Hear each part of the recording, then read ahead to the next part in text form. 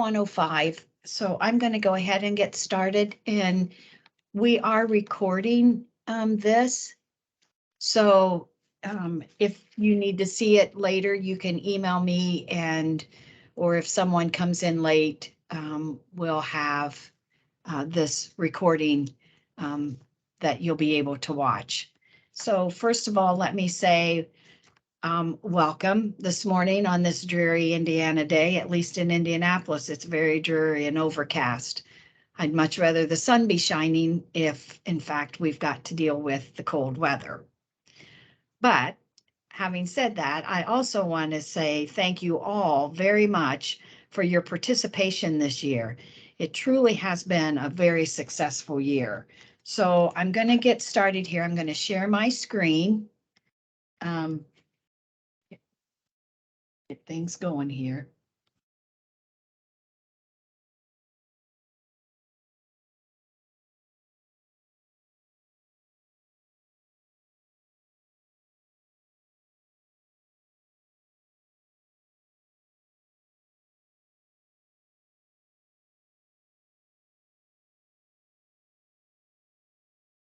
Okay.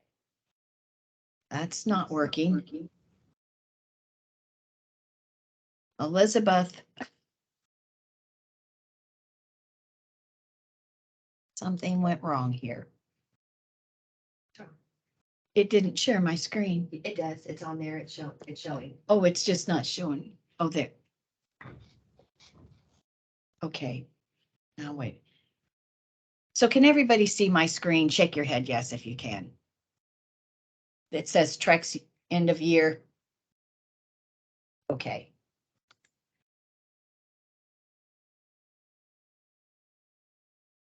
So here we go from the beginning. David Bodorf obviously is our executive director, and I have been, I'm Jackie Clements, and I have been the project manager on this project since 2017 in its conception. And new to the program this year is Dustin Renner. He is our deputy legislative director. He is my sidekick and learning how to support all of you participants. And as we move forward, you'll get to know Dustin a little bit more. He isn't with us today. He happens to be over at the State House since that is his primary key role. So let's take an overview of what happened in 2022. And we had 164,000 records brought in, submitted this year. That's up by about 44,000. We had just right at 120,000 last year. Last year we had 120 agencies. In 2022, we've had 175 agencies receive submit a file and receive a payment. And I have a breakdown of all of the different agencies and who the participants have been. So it's wide verse, and we love all of you. So this year, out of that 164,000 records, we matched 45,000 of those records. Now, I have to say our match at 27% is almost double of what it has been in the past due to the automatic refund that the state of Indiana was given twice. And so our numbers are well up. But overall, even with those, we were before, if you take those out, we still were at over 15% of our debt records submitted were matched, which is right where we were last year. So when the records come in, we are matching about 15 to 16% of those records for a refund.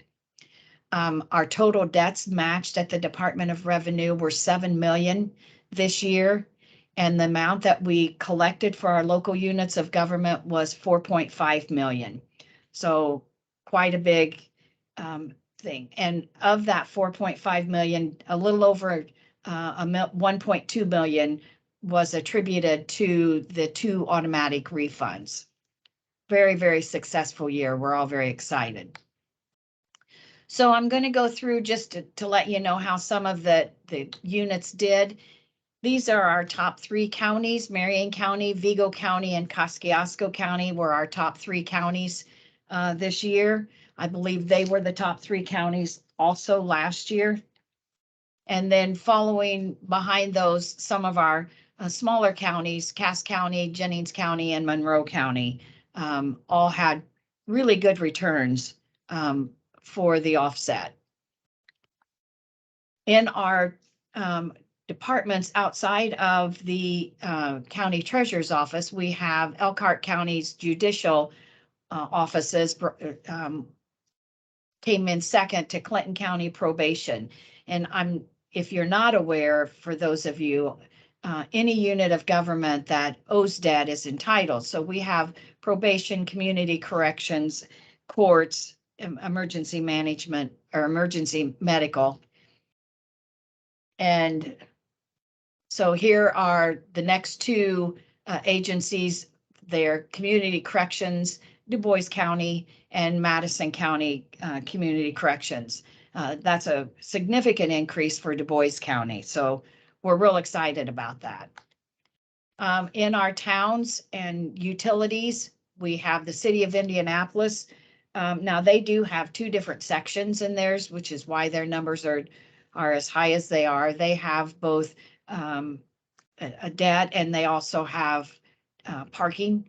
So the downtown parking brings in a significant amount for them. And then we have the utilities in the city of Fishers and Huntington. Following those cities, we have Carmel, Fort Wayne, and Washington. So statewide, we're going center, north, and south. Our school corporations, MSD Wayne had a tremendous year this year. Amy has been one of our presenters at a couple of different presentations that we've made out to people from Wayne Township. We have Wawasee schools and Warren schools had nice collections this year. And then we have even some smaller schools, J schools, Tippecanoe schools, and the Garrett Kaiser Butler schools. White River Township, that's a emergency medical services. That's the ambulance service, brought in a significant amount. And I do know after talking to them that they used part of that revenue that they had gotten in, that in the past they'd been writing off to begin the purchase of a new ambulance. So that's quite exciting for them. And then Clinton County EMS, which is, you know, a rather small county, only a county of about 36,000, brought in about 22,000 on EMS this year.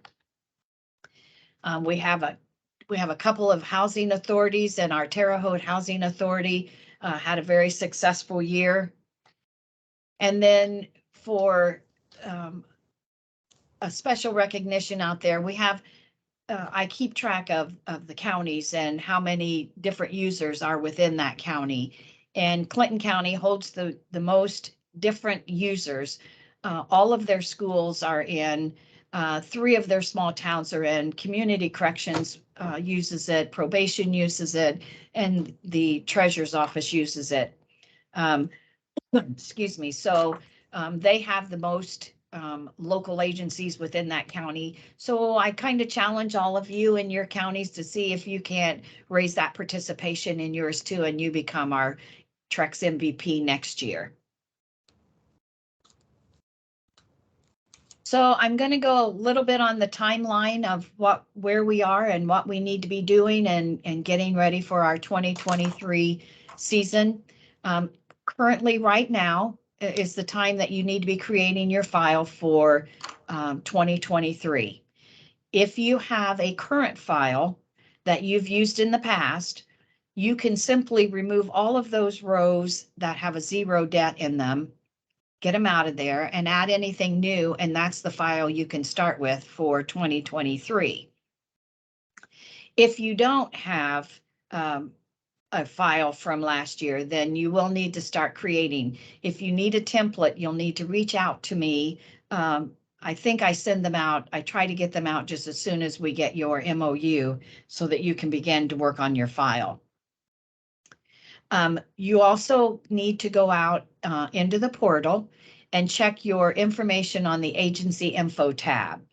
That is the tab where the Department of Revenue uses to put in their automated phone system who the contact person is. In other words, if there's a match, the user gets a notice that tells them to call a number. That number, if they put in their social security number, tells them what agency they need to contact. We are updating that process just a little bit. We're trying to fix it so that the users, the taxpayer, will only have to put in the last 4 digits of their social security number. We have a lot of people, and very understandable in today's day and age, that feel like it might be a scam and don't want to put their entire social security number in. So we are upgrading that to where they only will have to put the last 4 digits of their social security number in to make them feel a little bit more secure about their phone call. On December 1st, we will start receiving new files. And you can submit those files daily, weekly. If things change, continue to submit those files. But once you submit that file, any record that's in that file must stay until the end of the year. So if it's a debt that comes in and gets paid, again, you just zero out that debt, but you still need, even though we haven't started processing at the Department of Revenue, we still need to have all of those rows from your original submitted file. All files that are submitted by January 13th will have the best opportunity for offset in 2023, because we will start processing around Martin Luther King Day. Whenever the federal government starts, the state of Indiana starts, and that's when they'll start processing our files. I will be sending out, or you can go out on the web page, out on the TRECS tool page, and get a letter agreement document should you choose to want us to do that service for you, and we'll talk about it a little bit later. But we would like those files in by December 31st so that we have time to get it set up in our system to be able to process those letters for you if you so choose to use them.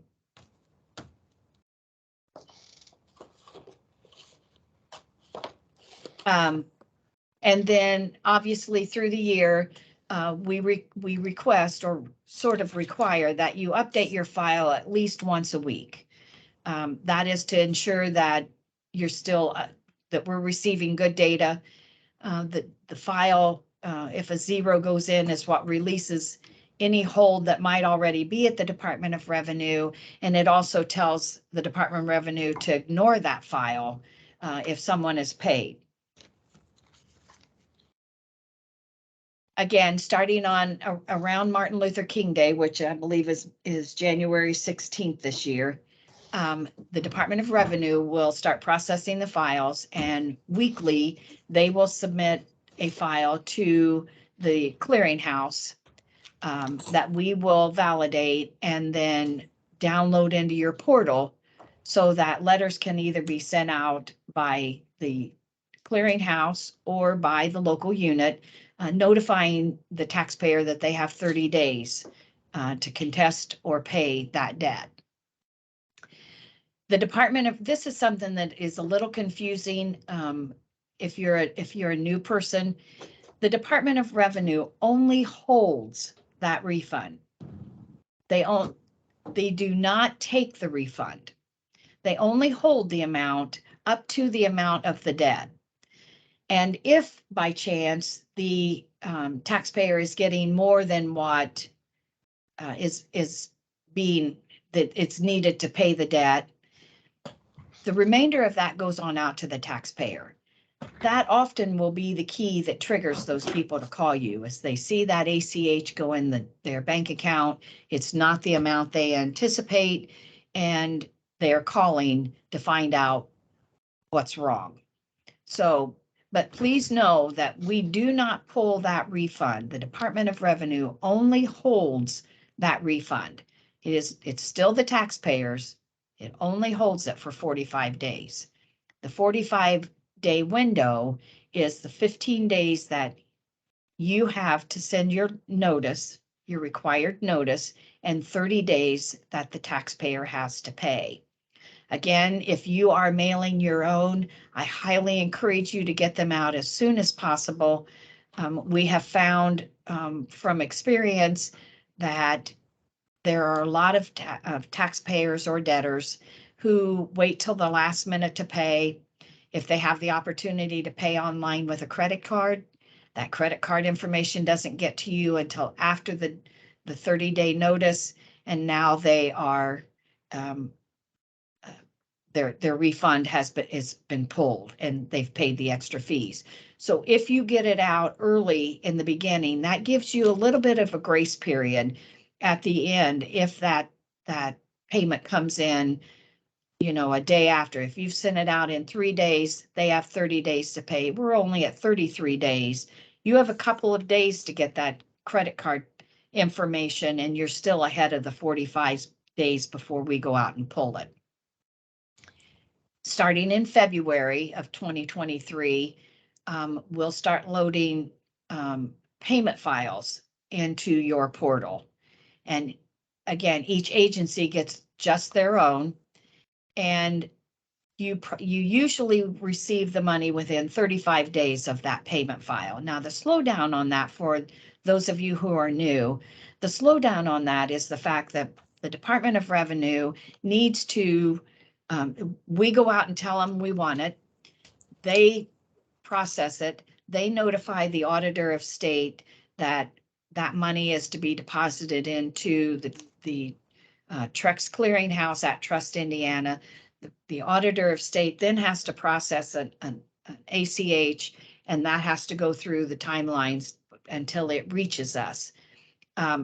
Once it reaches us at Trust Indiana, Cynthia at Trust Indiana processes those payments, usually within just a couple of business days. But it all is dependent on the Department of Revenue getting it to the auditor of state, the auditor of state processing it, getting it to Trust Indiana. So there can be a lag. And depending on the time of the year, if it's extremely busy time at the Department of Revenue, that tends to slow their processes down. If it comes at the wrong time and checks have just been processed at the auditor of state, it might be held up there just a few days waiting for a next processing time frame. On June 1st, our counties, just our counties, will no longer be processing files. Now, for 45 days after June 1st, if you have matches, you need to continue to update your file weekly so that if there's a match, it can process out. When your matches are clear, when you've received payment for all your matches, you no longer need to upload a file weekly because it's not being processed for new matches. For all other units except counties, October 1st is that day, and the process is the same. You continue to upload those files with updates for 45 days out until all of your matches or payments are in. I will tell you this date might vary a little bit this year. This is our normal date. We're anticipating some software upgrades and changes this year, so that time frame might get shortened from October 1 back a little bit closer into early fall, late summer, and we'll notify you. We'll keep you up to date if that date changes. Currently, it's October 1st, but please be aware that could move up earlier into the fall. For tracking refunds, I'm going to create a new form that'll be of convenience to you, and I'm going to put it out on the tool page. Often you'll get a call from someone who you've released and they'll say, I've not gotten my refund. And if they haven't gotten their refund in 3 weeks, it does take time. It takes time for you to process it, upload it into the portal. We send it to the Department of Revenue. They process it, they release it, and then they have to process the check on out or the ACH on out. There is a frame in there. And again, depending on how busy the Department of Revenue is, how long that time frame will be, up to 3 weeks. Give them 3 weeks. If your taxpayer or your debtor has not received their refund 3 weeks after you've submitted your file to the portal, there'll be a form out there that you'll give me the name, the debt unique key, and the amount of the refund, and the last 4 digits of their Social Security number. You'll send it to the TRECS support email, and I'll be giving that to you here just shortly. And we'll get with the Department of Revenue. We can tell them when the check was mailed, when the ACH was deposited, but we have to wait 3 weeks in order for them to get through the process. But that's a new form I'm going to put out there. It'll save us a lot of back and forth emailing, I hope. Because when you call and tell me somebody hasn't gotten it, then I have to come back to you and say, I need this information. You send it back to me, and then I go through the process. So I'm going to put that form out there for everybody to have, and it will be on the tool page later on, probably sometime in December. So the letter service. This is totally an option to you. You are welcome to use this. We welcome making an agreement with you, or you can do it on your own. The letter service fee is not going up. If you choose to use the clearinghouse to do your letters, a PDF of that letter will be downloaded into your portal. So you'll be able to see, you'll have copies of them and know the date of the letter, because that date of the letter is the all-important start of the 30 days that they have to pay. If you don't, we have if you're proficient at mail merge, we have a template that I had created that you can use to do a mail merge and create your own letters. Again, I highly encourage you to get them out as soon as possible. That's the date of that letter is the big date that their 30 days start. The cost of us doing the letter is $2 a letter, and we will invoice you once a month for those letters. We have had it approved by the State Board of Accounts. They won't take exception if you pay for that letter service out of postage, because that is in fact what you're doing. I know there are a few of you who in the error where we had some releases on the second automatic tax refund who were charged for letters that those refunds were released. And it's the people that, like the county community corrections, the county probations. If you look and you have not received payment for the automatic tax refund that you got, please notify me, because we will refund you the amount of that letter service, because they got sent out and then they got released. So if you're confused, call me afterwards or shoot me an email, but look in your portal, make sure, because all the payment files are in. If you have the payment file that paid for the match on August 19th, then you're okay. But if you didn't get a payment file for the matches of your August 19th, then please notify me, because we owe you some money. Hopefully not too much. Okay, So here's our new support email address, and we have a new one because Dustin Renner and I are your support team, and we both can see this email. So if I'm out of the office, he can pick it up for me or vice versa. So we're going to tag team. So our new email is trecs@indianacounties.org, and you will be hearing from either Dustin or I. Cynthia Barger is your support at Trust Indiana. And I apologize, I didn't get Cynthia's email address on there, but I'll add it, and if you want this PowerPoint, let me know. I'll shoot it out, or I might just shoot it out to everybody who was on, who I sent to be on the call. That probably is easiest. One of the things we tried to do this year, and we kind of got it started and then it fizzled, was a user group. And we would like to set up a user group to stay in touch with all of you. A small group that then we can go out to everybody beginning in February. And we're going to do it via Teams so that we don't have travel involved. So if you are interested in being a part of the user group, we need someone or a couple of people from every different genre of local units that we have.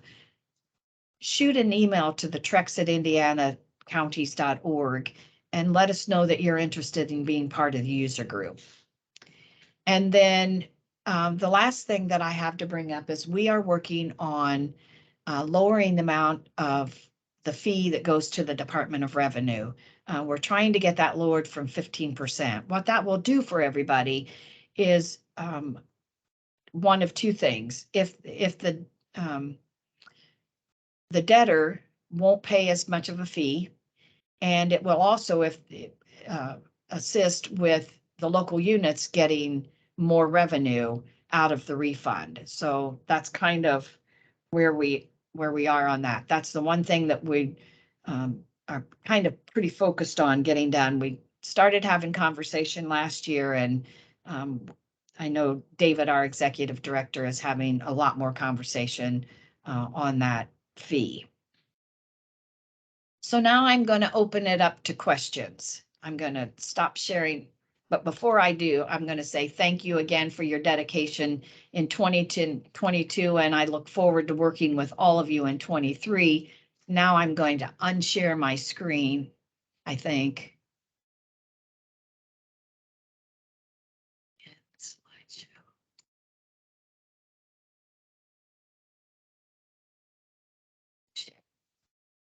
Okay, I think we're back.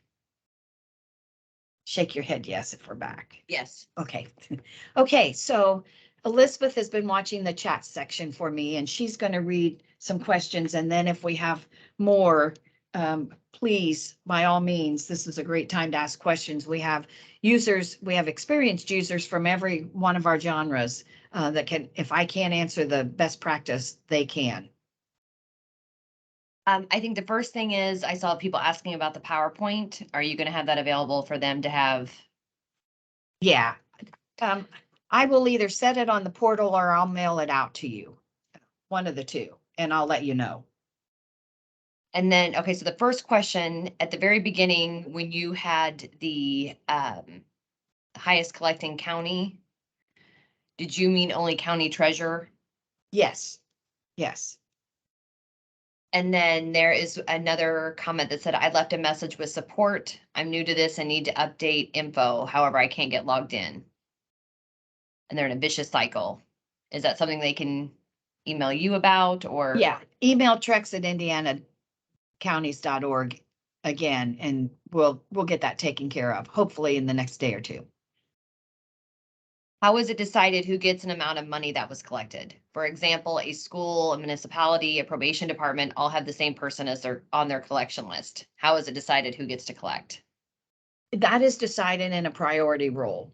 So if the county treasurer submits a file in your county, that one is always number one.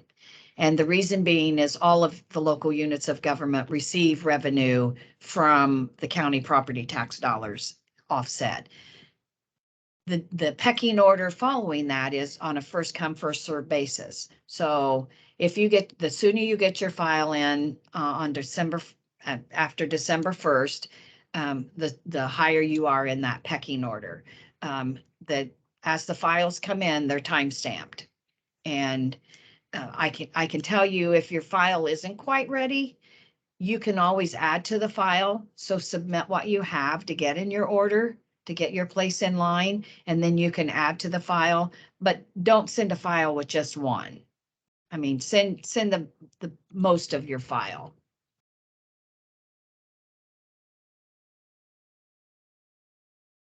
Okay, do you need to send a letter agreement every year? Yes, the letter service agreement is only good annually. It's an annual agreement. The memorandum of understanding is evergreen, but the letter service agreement is just annual. Okay, then we have a couple others that kind of ask the same type of question. If you previously signed off to have TRECS and letters, does that need to be done every year? Yes. Just to be clear, any files that were loaded after October 1st would not have any possible matches. That is correct.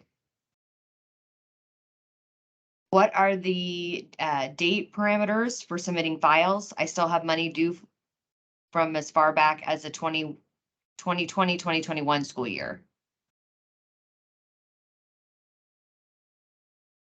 I'm not sure I understand that question. The parameters for submitting debt is if you are eligible to send it to a collection agency, you are eligible to submit it to TRECS. It can be as old as 90 days debt, or it can be 10-year judgments. Whatever your statute of limitation is, that is as far back as you can go. But you can make, the debt can be brand new 90-day-old debt. And if I didn't answer that, please shoot out a more detailed question to the TRECS email. Hopefully I did. The next question is, we still have not received our payment matches from 8/19/22. Dustin said there had been an issue with the software developer system. Is there any updates on this?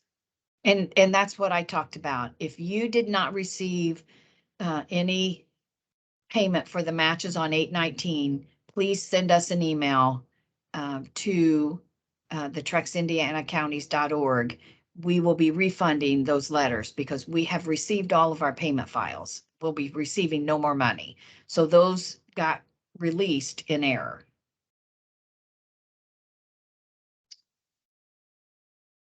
I've been trying to reach someone to discuss issues with payment, but I haven't gotten a response via phone or email. Can you provide us with the most up-to-date information to get speedy support?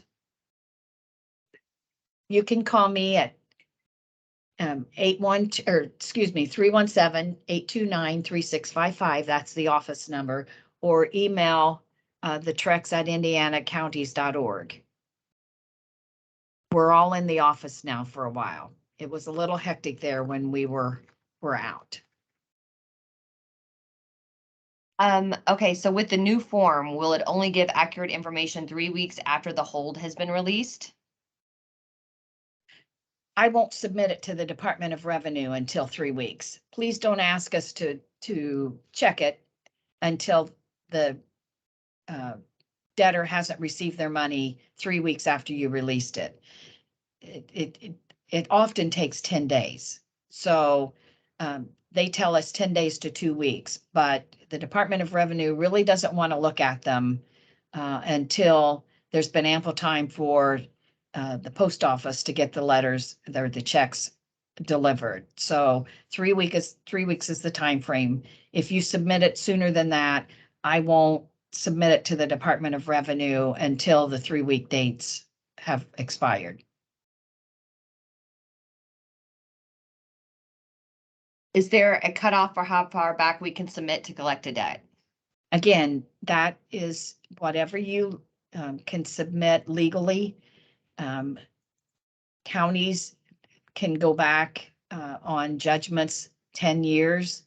I believe if you haven't started any process at all, 7 years is the most you can go back on some debt, but it's what you legally can submit to a collection agency, you can put into the debt file.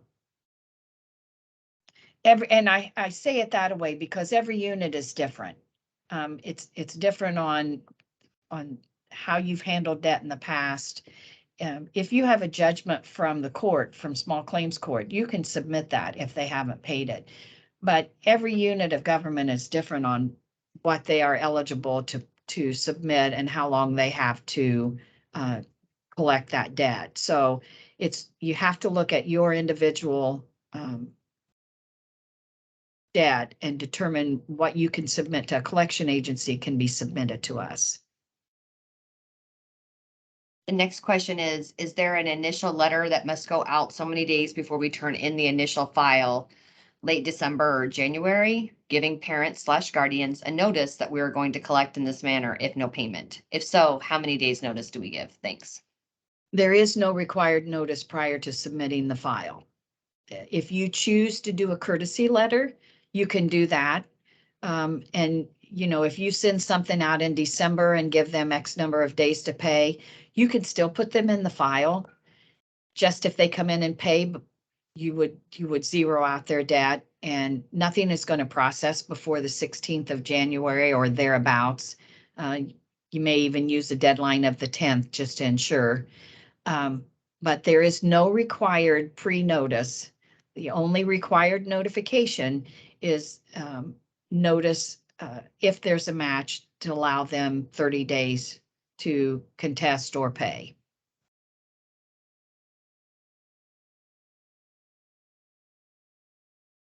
I know that the minimum is $25 for those people that owe smaller amounts and have owed for a while. Are we allowed to add a maintenance accounting fee to get those costs up to 25? We were curious about that at the school corporation. If you have a policy and you are allowed to add that fee, that would be, that's a local home rule fee that you can put on. Your school board, I would guess, would have to adopt that policy for you to do that.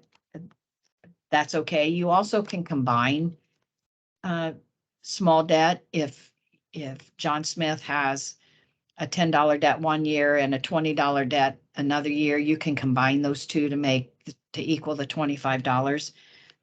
But if you have a local fee that your administrative fee or whatever you're charging, that too can be added. Yes. It's what they owe you. Has anyone filed on a deceased person as a state of person's name? And if so, were you able to collect? I don't know of anybody that's done that, but I don't see all of the names in the file unless somebody calls about a name. I don't see those names. If that deceased person has a refund coming, I would say you probably could pull it. That probably would be a better question for your local attorney.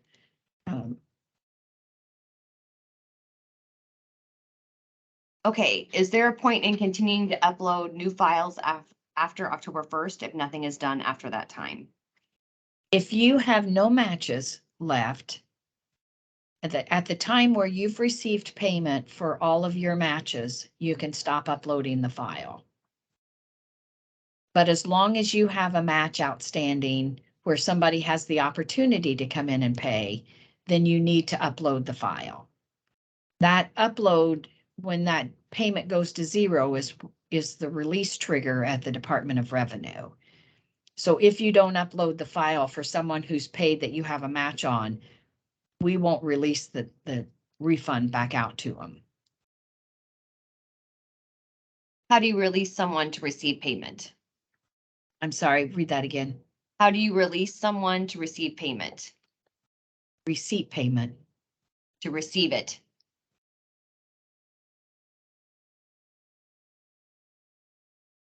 How do I release someone's received payment?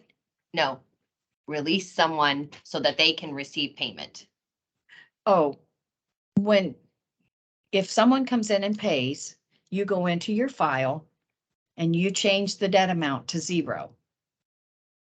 That 0, and then you re-upload it into the portal. That 0 triggers a release at the Department of Revenue. The Department of Revenue will then release that refund, and that's when it takes 10 days to 2 weeks to get the payment out, and we want to allow for 3 weeks. Where do we find the agreement for letters? I'll be mailing it out to everyone, but it's also out on the webpage, on the tool webpage. There's a new letter service agreement that you can download the PDF and sign and email it to TRECS@indianacounties.org. How do we go about signing up to get the process started? If you want to get started in the process, the first thing you need to do is download the memorandum of understanding and have it completed by the appropriate board. When you email that memorandum to us, we will then get it signed on our end and send you out the next step practices, which is a participation form and the sample template and the instructions on how to sign into the portal. There's also a training video on the tools, the debt set-off tool page that goes through the entire process for you. And you can find that tool page by going to indianacounties.org. Right in the middle of the page, there's a debt set-off button. And if you click that, that's this tool page I'm discussing. And the training video is like the second or third item on that. The memorandum of understanding is the top item on that page.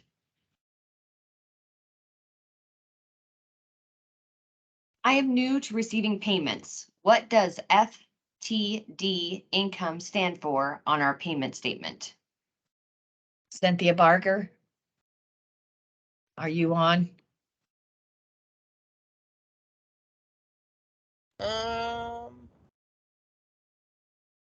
You're muted, Cynthia. Cynthia, we can hear you Can you now. hear me? Yes. Can you hear me? Okay, good. Sorry. I just pulled off on 465. It's a mess. Don't come out here. FTD, I'm a little confused. Is that on the memo? Are we talking about? Does that make sense? So can you read the question again? I am new to receiving payments. What does FTD income stand for on our payment statement? FTD income.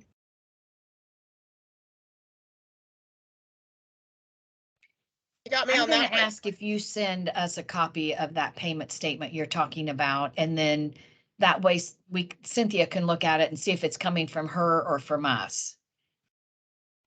Or right. whoever. I'm not exactly sure what that would be. I know I usually put the pay file in the memo, the pay file number. But yeah, I'm not sure. Ready for the next question? Yes. Are there any types of government money that are not eligible for TRECS to pull money from? For example, state issued stimulus checks, inflation relief checks, etc. The only monies that we pull from are monies that run through the Department of Revenue. It's their Indiana income tax refund. That's the only thing we pull refunds from.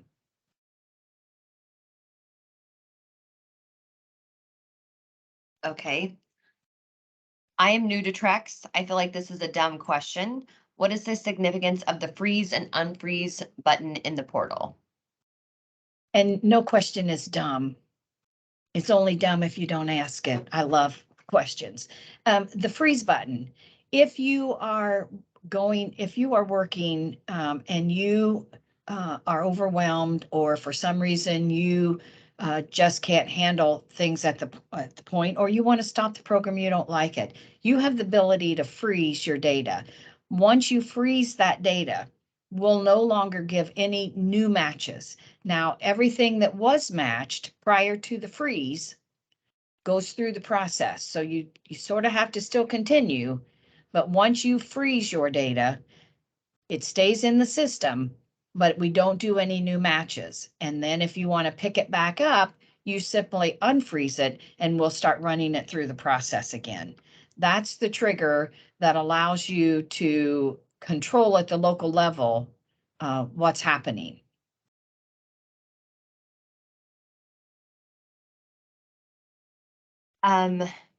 When should you delete the 0 owed people from the file? You delete the 0 owed people now. In this window, when we're between the end of the year and the beginning of the year, you want all of them out before you submit your file on December 1st or after December 1st. Now is the time to delete those 0 debtors out of the file. Are all uploads posted in real time? Our uploads, yes, but the downloads run behind. So when you upload into our portal, every night we go in and we pull a file and we send it to the Department of Revenue, and every morning then they run that file. That happens every day. Every day we go out and we pull a file and we send it to the Department of Revenue. However, the Department of Revenue only sends back to us once a week. Now, their webpage and their site is real time. It's now. So the minute it gets frozen or put on hold at the Department of Revenue, I'm going to use that instead of freeze. The minute it gets put on hold at the Department of Revenue, your debtor can see that hold, but we don't get that until on Fridays. So we run a little bit behind, and you often might get a phone call from someone that you don't know they've matched yet because they're on time. We're not. They only send to us once a week. They don't send to us daily.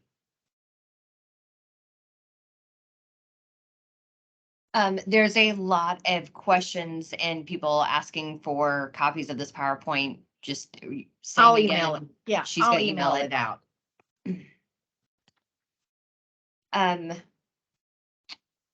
Do we have to complete a new memo of understanding each year, or has this been submitted each year, or what has to be submitted each year to enroll? You don't have to submit the memorandum of understanding is evergreen. It's there until you choose not to, and you just notify us that you no longer want to participate in the program. To participate every year, you just simply need to make sure that your information in the info tab is good, and that you submit your file in December. That will keep you going.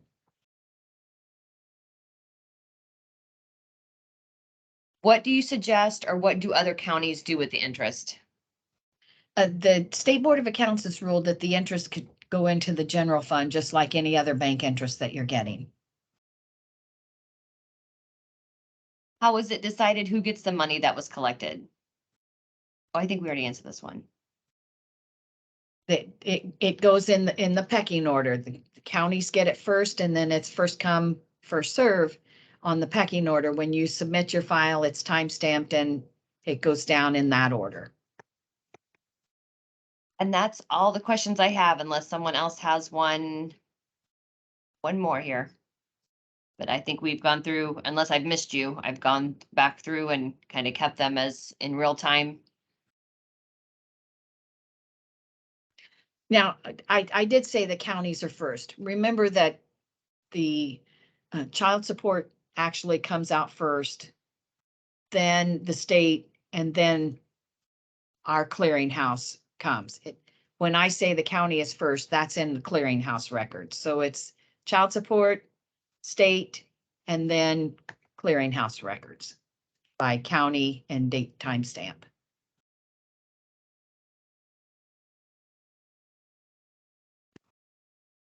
Does anybody else have any questions? You can unmute yourself if you want to ask a question. For child support and the state thing, the things that are tiered before your clearinghouse, they wouldn't show up on a matched file for us, right? I'm sorry, ask me again, Jessica. Okay, so you said that there are other tiers before the clearinghouse, so it would be child support in the state. With the DOR, would they still send a match file for us if the tiers go to them first and we wouldn't see any of that money? That's correct.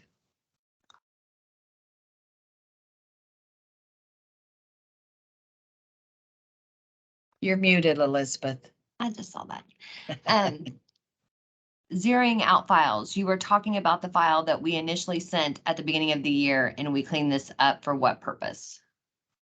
Well, just to make it so that you don't have a lot of files, a lot of rows in that file that are zero.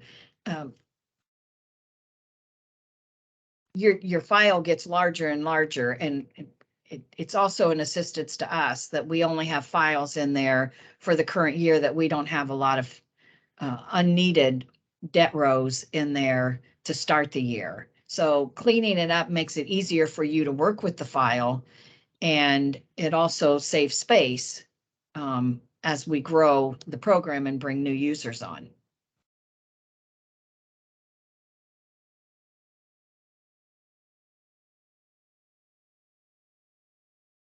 Well, if that's it, I want to again thank all of you for your participation.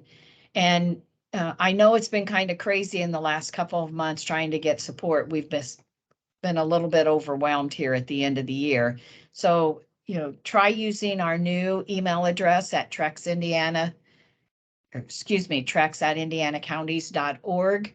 And, if continue to be squeaky. If you don't get anything back from us, be squeaky and continue to follow up with us. We're striving with Dustin helping in this email that we're both seeing that won't happen as much as we get larger. And I look forward to seeing all of you soon. Have a happy Thanksgiving, and I wait to hear from you, and go for it in 2023. Thank you so much. Happy Thanksgiving to you. Thank you. Thank you. Thank you.